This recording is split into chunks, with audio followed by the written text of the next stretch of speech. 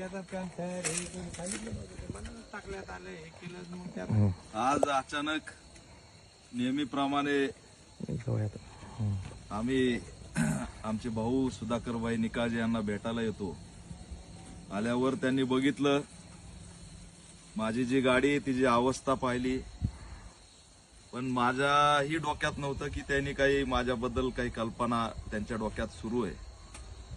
तुम्ही महाराष्ट्र फिरता, तुम्हाला गाडी नीट नाही, काही झालं समाजाचं रक्षण करताना याची जाणीव त्यांना ती निर्माण झाली.